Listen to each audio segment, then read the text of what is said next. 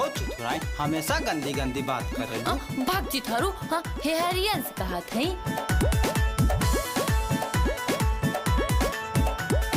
कमर हिलावा तानी रे